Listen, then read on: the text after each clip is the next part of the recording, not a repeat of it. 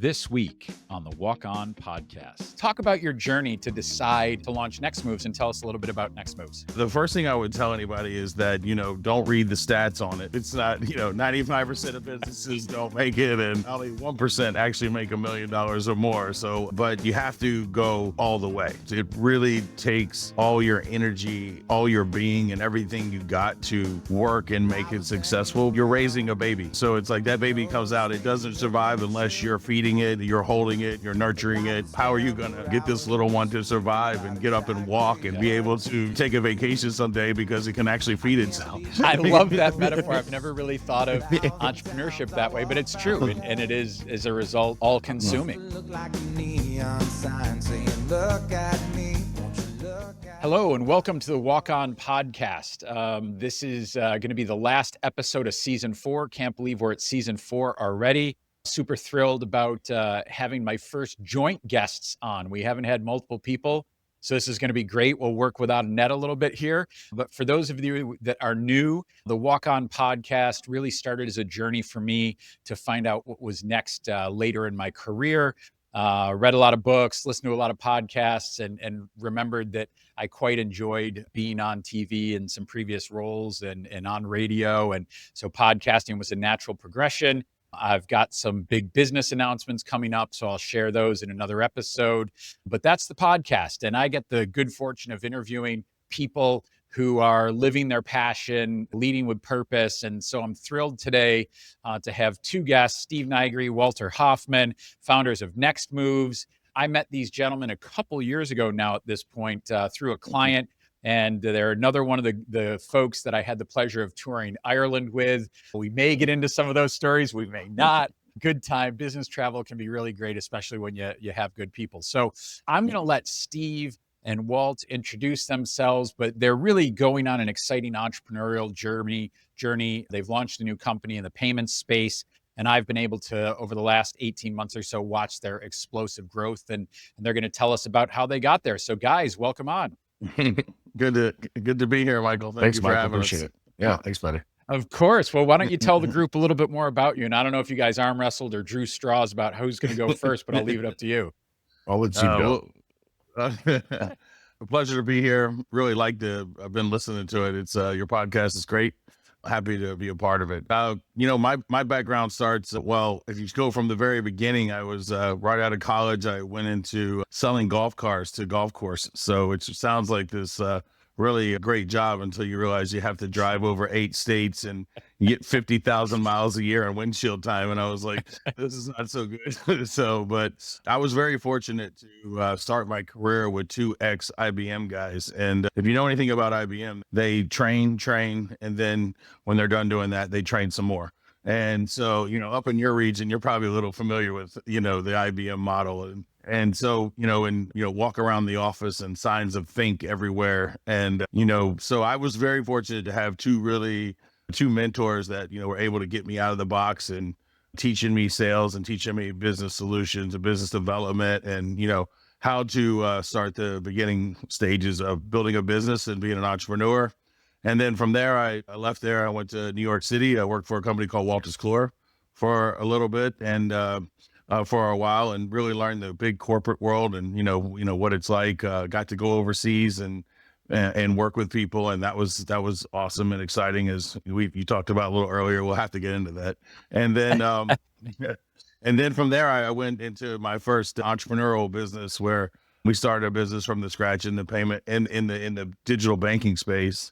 And we did that right at the time of 2008. So if you ever want to start a business at the wrong time, start a banking business in 2008. Well chosen. Good timing, buddy. Yeah.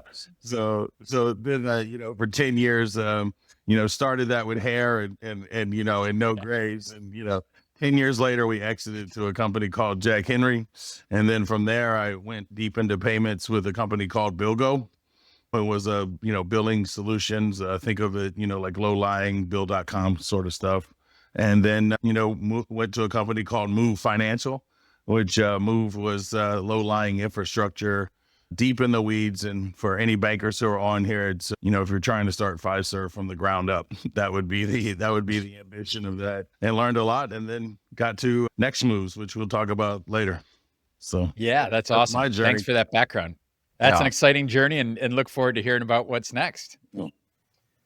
So Walter Hoffmann. So I started my career actually at Jack Henry about 20 years ago. So when I started at Jack Henry, literally I took an interview request from a buddy of mine. He's like, hey, you should come get a job here. And I was like, sure. And, I don't know anything about banking or technology or banking software for that matter, as I went to school for like logistics. But I said, sure, why not? Let's go ahead and jump in. So lucky enough, out of 100 candidates, I was the one who got the job. And the role position was really to try to figure out how to build a partnership ecosystem. At the time, Jack Henry had the Scimitar brand at that time, which is a credit union brand. They were trying to figure out how to better integrate third-party vendors. As an example, like Steve's company, Gizio, that PFM company, they're better trying to figure out a way to like better integrate online banking tools or IVR call center tools.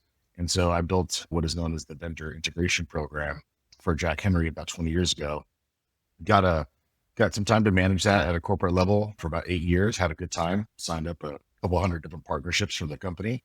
From there, I went international. So I went to an organization called CRIF, which is the 4th largest credit bureau in the world. Got to manage partner ecosystem for Western Europe, North America, and got to see a lot of crazy stuff with how credit bureaus actually get built from the ground up in emerging markets and countries. So that was really fun. Also, it wasn't a bad stick because I got to go to Bologna, Italy, like once a quarter for about 5-6 years. So I feel so bad for you. That sounds awful. It was really horrible, really horrible. Loved my time there. Got a chance to become a chief product officer and SVP for an organization called CCMC, which basically was a middleware platform that normalized integrations between 42 different core banking systems in the US and about 300 different ancillary products. So that was really fun to do. Saw that organization go through an acquisition, through an M&A activity, and then also, got to build up brand new products from the ground up, do huge amounts of migration, really run part of the P&L and overall company strategy for the organization, sales, marketing, everything you can think of. And so that gave me a lot of great experience. Steve was actually working at Move Financial, and he's like, hey, you want to do something crazy and come learn more about payments? I was like, sure, let's do this. So went over to Move Financial, got to manage special project, which was just anything crazy that the CEO thought of, and mainly handle a lot of our relationships with some of our institutions, as well as all our sales engineering aspects. So got to really solutionize large deals for organizations like Coca-Cola, Geico, and build out, real brand new payment infrastructure for large Fortune 100 companies. So it was a fantastic time to be able to learn there. It was like getting a graduate degree in payments. Every single day you woke up and learned something new. But Steve and I had the opportunity to kind of start our own thing, and that's where we're at right now with NXTMOVES. Well, thanks for those really impressive resume and background explanation. So as we move on to the next part of learning a little bit more about NXTMOVES, and I'd really love to hear about, how you decided to make the jump as an entrepreneur, what that process is like. But if you'd also explain a little bit about payments and why it matters. I think payments are a little bit like, electricity, right? Like nobody wants to know what a power plant does, but they do if the light switch doesn't flip, the lights don't come on when you flip the switch, right? It's this ubiquitous thing. And I always talk about payments as sort of the plumbing of the ones and zeros of moving money around the world. So tell us a little bit more about your company, give us a brief overview there and really why it matters. And then let's talk about that entrepreneurial jump. Yeah, absolutely. Well, you want to talk about the payments? Yeah, I'll talk about the payment side of things. Sure. So, payments are kind of like electricity in the sense of that, when you think about the underlying infrastructure, that's the ones and zeros of all the data and information that goes around, whether it's locally here in the United States or on a global level. Payments are, the underlying infrastructure of the financial sector and financial aspect of the planet, right? There are literally trillions of dollars that changes hands on a daily basis at a global level.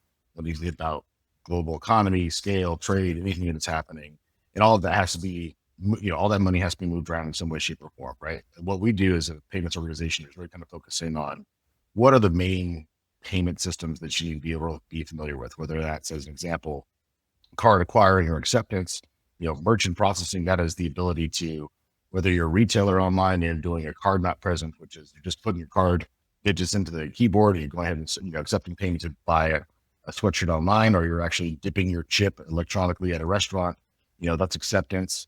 The actual ability to create cards, which is what we call card issuance, where, you have to have bank sponsors behind the scenes helping you kind of launch these programs and all those minutiae that goes along with it. Banks themselves are really the infrastructure pipes, or maybe the power plants around the world, right, to help us move money around. And there's a huge amount of infrastructure that goes along with it. You can spend years learning it and it always continues to change. I think the main important thing is that payments really do happen every second of every day at a scale that is completely ridiculous to think about. And it really helps kind of, it helps us keep going on a daily basis, right? It really does. The money moving around the planet is vital for how our economies and everything thrives. So the infrastructure associated, it's really fun to learn about, especially if you can tap into the market where you can figure out maybe how to help make certain components a bit better. Can't change everything overnight, but if you can help people out in the process, payments can be really, really fun.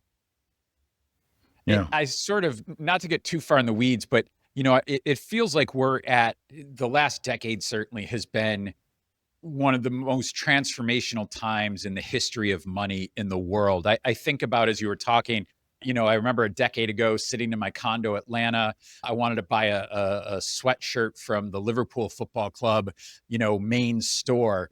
And it kept getting declined, right? Because it's this international transaction. And now, a mere 10 years later, you can do that from your phone while you're, waiting for a bus or whatever. And it's just ubiquitous and seamless. And so it just seems like, and I think you're living it on the tip of the spear, but there's just been this mass revolution in money at a pace that we haven't maybe seen, since the original bartering days. Yeah, I mean, I can agree more. The last 5 years alone, you should think about the amount of technology, especially with the emergence of AI being so prevalent now. Huge amounts of, I would just say, generational leaps that have happened in technology in the last 10 years, 5 years itself. Even when you think about where, the market was back in the 70s, in the 70s, banks actually owned all the merchant processing and acquiring that happened in this country. And now you have these giant technology, monolithic infrastructures that kind of own the big companies that own all the processing, like Fiserv or with First Data and Global Pay. And so it's kind of changed hands, but it's still all there. It's just a matter of who's owning it and who's kind of in the lead right now from a technology perspective. So. Yeah, I think payments is a lot like the electric company was a good way to say it, because it's, nobody puts it in perspective. They just want it to be easy, but they don't realize how really difficult it is. Payments is a very complicated business. It's very hard. That's why it can be quite lucrative to companies, but it's not easy to, break into or get into. It's a real niche of people who, really understand the infrastructure of, what the card rails really mean. The Visa and MasterCard have, specific rules about how they do things, and, which offers a lot of protections to the merchants. That's why when a lot of people talk about pay by bank, it's important to know that, what are the rules going to go with that? Like, what does that mean for the consumer? Is the consumer protected like they are on a Visa and MasterCard Discover rail? So now that we've covered the industry a little bit, tell us about NXTMOVES, and I'm really curious about that entrepreneurial journey, right? You guys have linked up at another company, seem to be doing well, having good experiences, and you're like, hey, let's just go out there and I've used this metaphor before, and I'll use a PG version, but I try to explain entrepreneurship to people in the sort of, you grab your junk and jump in the river, right? Like it's this, just see if we can swim. Do we sink? I've just got to, gird myself and jump in. So talk about your journey to decide to launch NXTMOVES, and tell us a little bit about NXTMOVES. Yeah, well, I can kind of ham and egg this, but one thing just first, like anybody who wants to start a business, and this is really the fourth startup that I've been a part of. The second one that, from the ground up, and the other two I was very early on, I think, in the 30th employee and then the 9th employee, and the first forward facing. So the first thing I would tell anybody is that, don't read the stats on it. It's not, 95% of businesses don't make it, and only 1% actually make $1 million or more. So it's one of those things where, if you're looking at the numbers, it's not something you jump off the river into, but you have to go all the way. That's one thing, I talk to my wife about that a lot. It's hard. A lot of people try to start businesses by putting a toe in the water and kind of doing it part-time. Extremely difficult. It really takes all your energy, all your being, and everything you got to work and make it successful, because it just comes at you. It's it's you're raising a baby, so it's like that baby comes out, it doesn't survive unless you're feeding it, you're holding it, you're nurturing it. And you have to think of, you basically just had a new child, and how are you gonna get this little one to survive and get up and walk and be able to, you could take a vacation someday because it can actually feed itself, so I love that metaphor. I've never really thought of entrepreneurship that way, but it's true. And it is, as a result, all consuming. Yeah. And then when you go to raise money, people tell you that your baby's ugly, and you gotta grit it. Don't talk about my baby that way. Right. Yeah. Then when you go to sell a company, they tell you your baby's ugly, but then they tell you they want to buy it. So I love those analogies. Talk a little bit more about NXTMOVES and what you're doing in the industry. Yeah. So Steve and I we both exited from Move Financial, and we were kind of literally dumbfounded looking at each other saying, what is it, the thing that we want to do next? What were we really realizing from our experience with our previous employer, of like what we learned? What did we actually see in the marketplace that kind of be maybe that was not necessarily addressed, or addressed in a way that we didn't feel was the correct way? Or, what do we really want to do? And we knew we wanted to be in payments. We knew from our backgrounds, as they started kind of in the community banking, community financial institution segment, that we wanted to also be in that landscape a little bit as well, but not directly. And literally over a cocktail, Steve and I were thinking about what's our next thing going to be? What's our next move going to be? And he's like, well, that's it. We're going to kind of start a company called NXTMOVES. We're going to be strategic and trying to help, businesses and financial institutions understand the payments landscape. Because if you're in payments and you're like, oh, I know payments, no one else does. Community banks don't know payments. Most commercial entities and businesses out there, they don't understand payments. And so there's a huge market for small, mid-tier, even large size enterprise businesses that need help with understanding payments a bit more. Banks definitely need it. There's not enough payment professionals in the US to actually go around and help all the banks become, I would just say, more savvy. And if you think about the last 40, 50 years in selling software to banks have been taught to not be product people. Banks have been bought to buy products off the shelf. And that's really easy for them to do because they don't have any liability to it. They're not really making giant, powerful decisions, so to speak, on software or technology. They just know to push buttons to get a function of what that bank needs to do done. And so, and payments is not one of those play. Things. Right. It's a safe play. And so for us, we started literally, what's our next move going to be? And that's how NXTMOVES is the name came up. And we spent, the first part of our journey, almost a full year, Steve and I, is literally just going around and interviewing banks about the problems that they're having with payments. Where do they see they need help with, or where they want to go, and where we could obviously just kind of bring, I would say, a better community of opportunities, commercial entities, fintech programs, whatever those might be, but bring those back to the bank to help the banks actually flourish. And we spent a year doing that for the first year of our existence.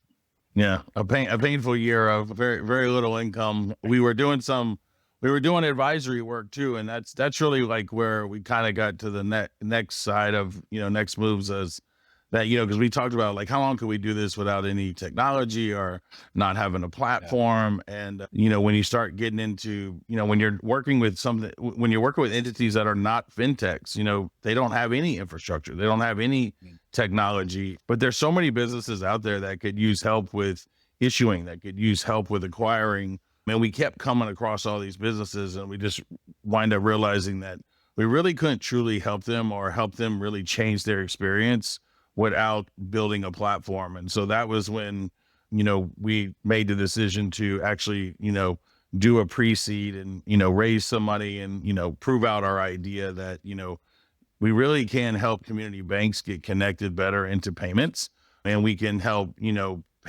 mid-sized tier companies that, want to, start their own B2B services or start some, form of a payments card other than just using Amex. And, how can they get more money back and make more money from their receivables and payables? And How could they create maybe a better infrastructure that has better engagement for their customer base? And, we're fortunate. We get to have the most, one thing about being in payments is like, we've seen everything. We're working on a deal now that has Major League Baseball. We're working on a deal now that has major country stars. We're working on a deal that has, ticket infrastructure for large concert venues, festivals.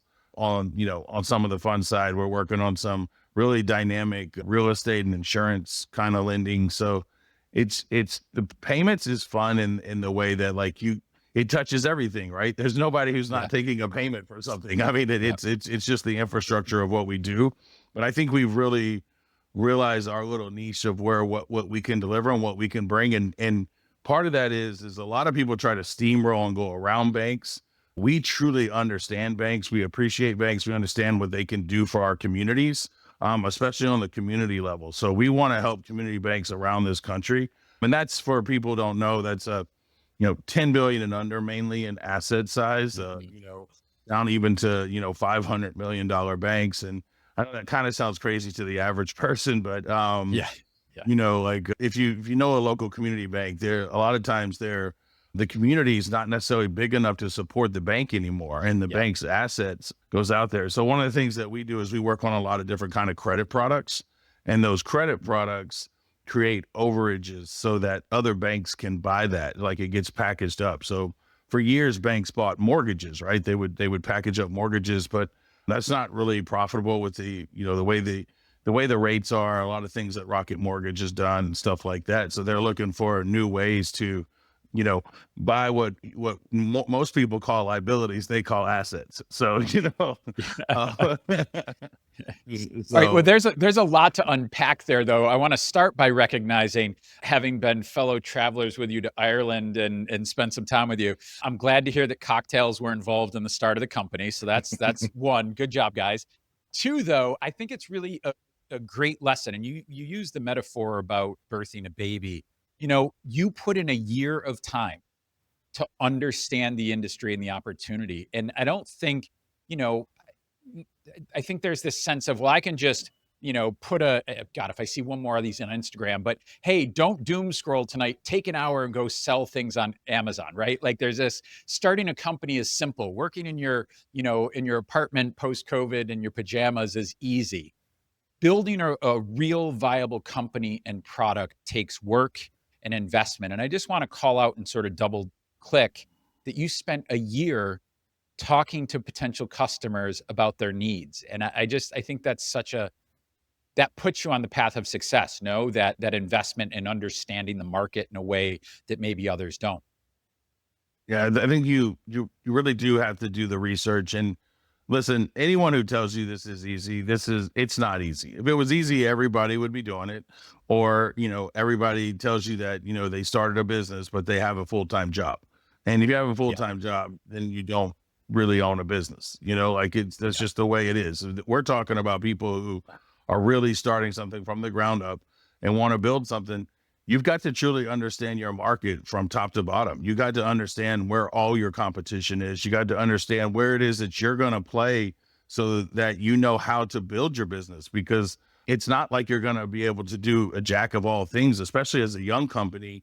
You have to be really focused on what it is you want to bring and deliver to the market, and then you can expand over time. But having that initial focus is so key, because, I joke around that it's like things are coming at you, but it's not that, anyone's trying to keep you down. It's just that the world's hard and it keeps spinning, and you got to keep adjusting to it. A lot of people think that, they get caught up on just their one idea and they don't iterate. You got to, where ideation and iteration are the key to constantly making sure that you're adjusting to what's going on as this, as your business world keeps turning and changing and tweaking. Yeah. Doubling down on the ideation iterations. I mean, Steve and I, we constantly do check-ins with, I would just say, community peers, right? So we've been very fortunate in our careers to be able to work with a lot of different community banks and financial institutions, and we have a huge network. Even people that we're not necessarily selling to, we can still go ask them, hey, does this make a difference in your business on a day-to-day for the bank? Commercial large enterprises, if we're able to do the following, does this make sense for you? Is this something you'd be interested in? What's your gut reaction to what I'm telling you? How do I solve for this problem? Or even go ask them about things that I don't know, right? I mean, like one part of the reasons that I think we've done well is Steve and I are constantly thirsty for knowledge and learning. We learn a lot of different industries and the verticals associated and some of the challenges that they have. But we really sit down with, senior level executives, C-level teams, and really try to understand their businesses more, because the more that we can understand and listen to them and understand the challenges that they have on a day to day, the more that we can be creative in how we're actually approaching them to bring them maybe a solution to their problem. So listening is huge. The start of building this business hasn't been easy by any means, but it's been a lot of fun in the sense that we get to be able to be dynamic and meet so many new people. And even if I'm not selling them something, I can still call people that I've talked to 6 months ago and just bounce ideas off of and just have that general dialogue. Dialogue is huge. Yeah, learn it from your customers, Michael. That's a really good point, and not just asking them, how they make their money or what they do, like asking them the really hard questions, like asking them, like what keeps you up at night? Like what is it, if you had a wish list for something that you wanted to work, how would you want it to work? How would it be better if like this process, how would it be best? And just working back from there and seeing, is that something that's achievable? Is that something that we could deliver for them? Because you also, as you start a business, you can't think you know what your customers want. You have to know what they want. You have to know what is the persona of your customer and what is it that they need from you, because it's too competitive out there to kind of, hope what they want. Yeah. So I love that continuous learning. So you guys are exploding at the seams, right? 20 people, adding clients, all these new things that you talked about, that you're investigating, new partners, that sort of stuff. How do you set up that time for continuous learning? Is it you just catch as catch can, or do you build things into your calendar? How do you do that?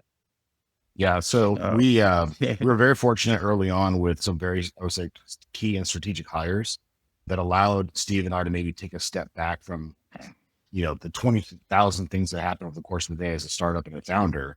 We can actually entrust in some of the people that we've made hires with and brought into our team and family to be able to take some of those components on. So that does free up some time. We have huge amounts of trust and reliance on these individuals because they're proven operators. That's one of the things we kind of tout is we understand this business and we understand the industry. We want to show that we're proven operators. So bringing those people in was really helpful.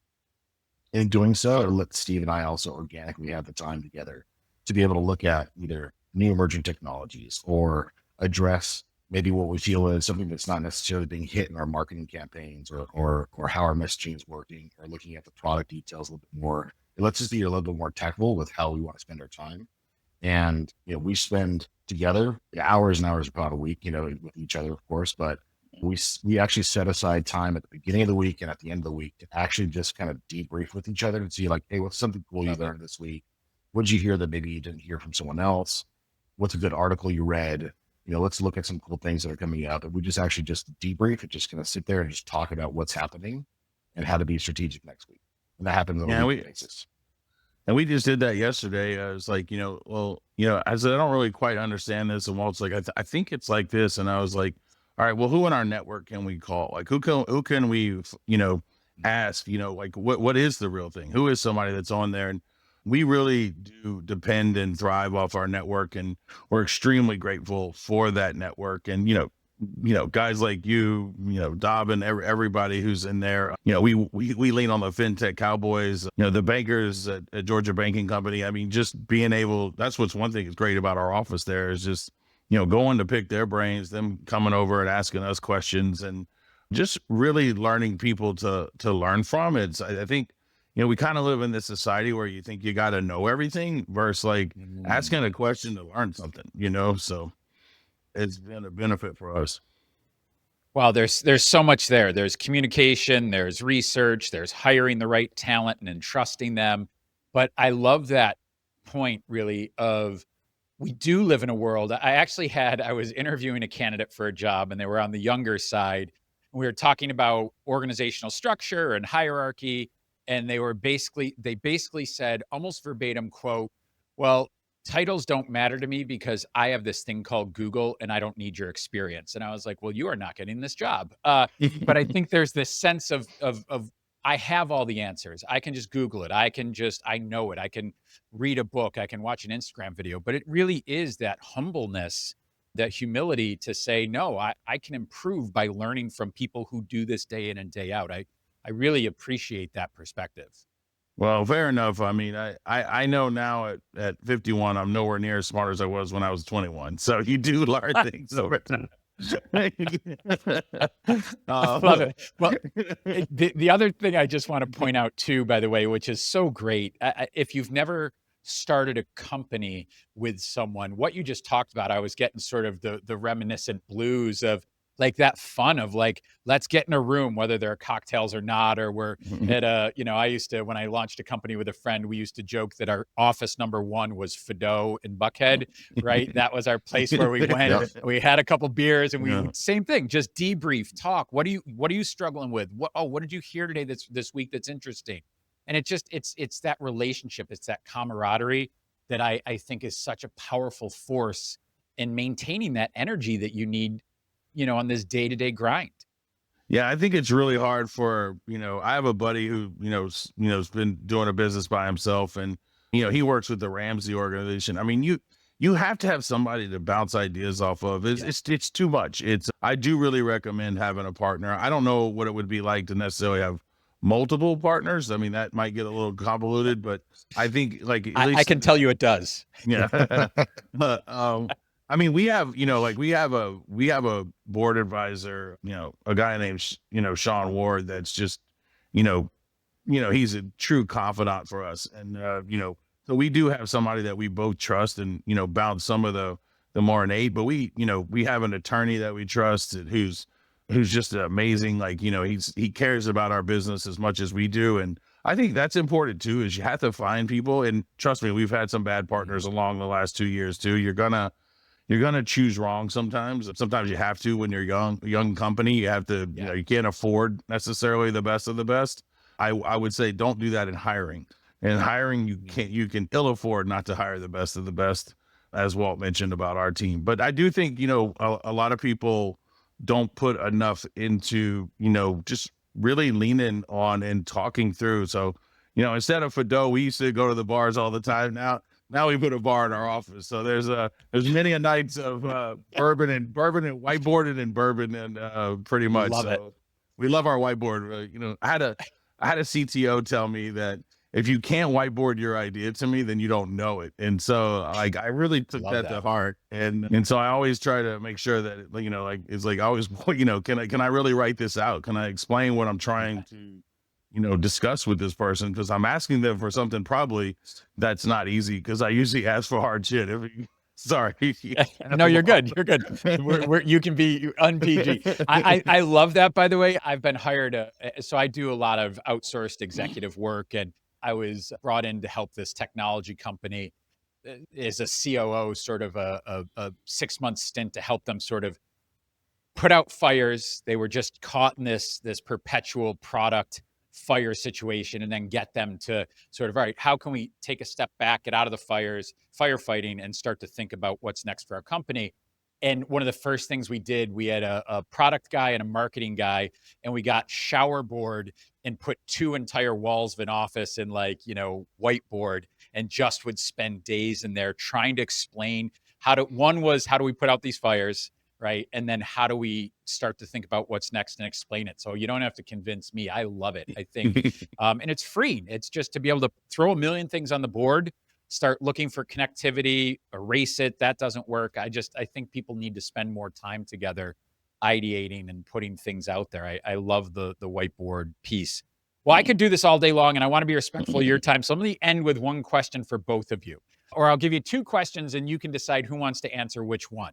But the 2 questions are, how do you define, living and leading with your passion and purpose? And then what advice would you give for others that are trying to find that passion and purpose? So you guys can decide who wants to tackle which one.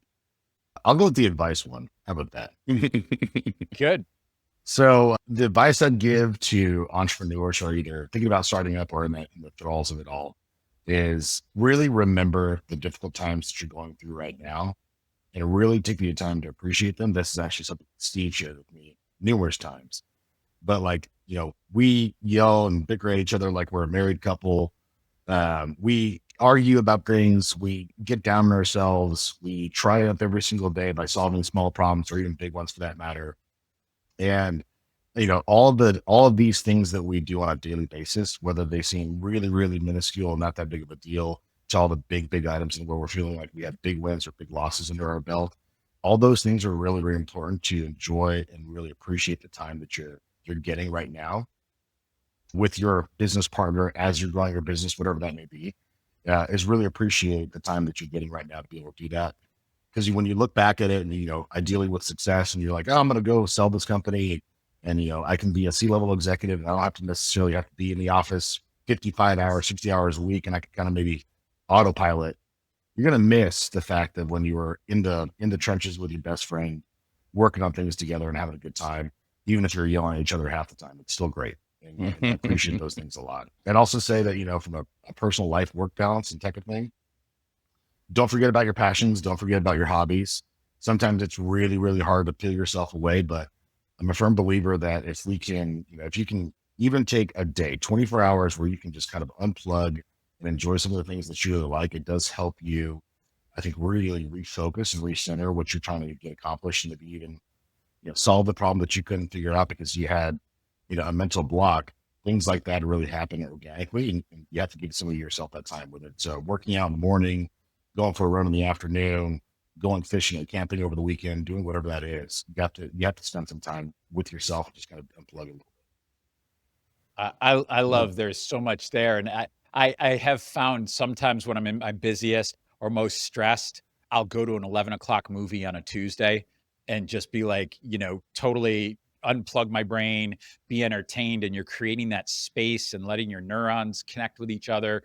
Sometimes living in the Finger Lakes, I'll do a Tuesday wine tasting, go out and get a couple wineries and, Absolutely. explore the Finger Lakes and do something different. But I love that celebrating and enjoying the hard work and also finding that space. Walter, thanks for sharing that. Steve, what do you got for us?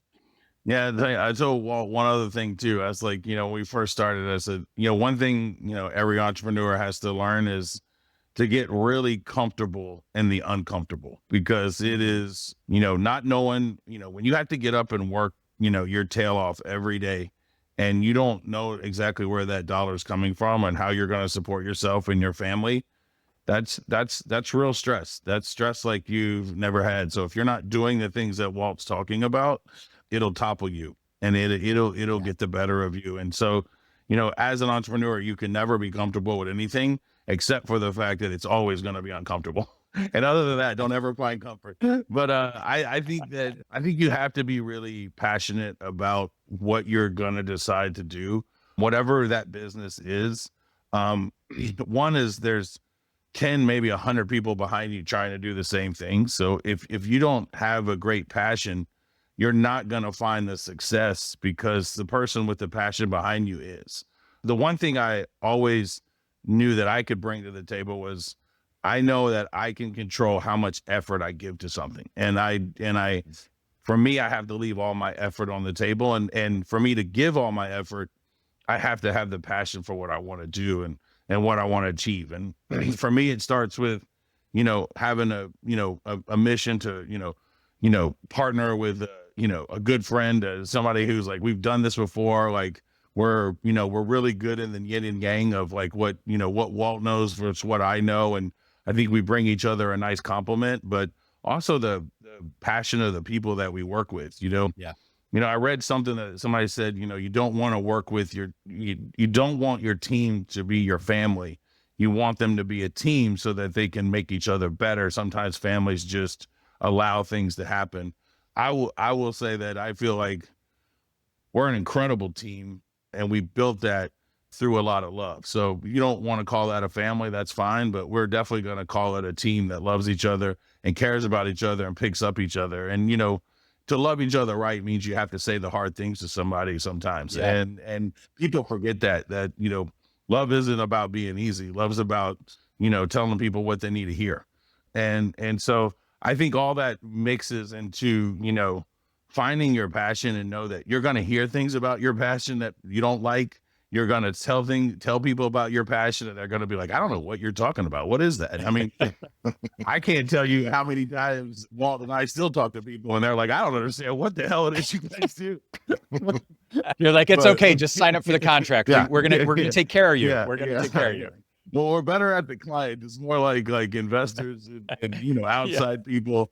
Yeah, we, it's funny with our clients, like and our banks and our partners, they, people either sometimes get it or they don't get it. But I would tell anybody, like, if your passion's right, and I would test that too, make sure you're not just passionate about something, being passionate about something is not going to make your money, but being passionate about something that's right is going to get you happiness for sure. And then maybe the money will come.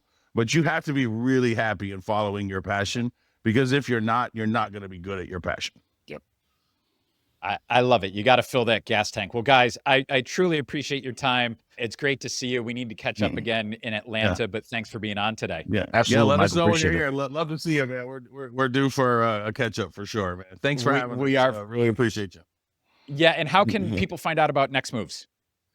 So nextmoves.io, and look us up or hit Walt and I on LinkedIn. My name's easy. It's Nigri. It's the only one on LinkedIn. So if you can't find me, you're not looking. So it's Excellent. Well, thanks, guys. And this is the Walk On Podcast, people leading with passion and purpose, providing a roadmap for your personal journey. Hear their stories, find your passion, walk on. Thanks again, guys. Thanks.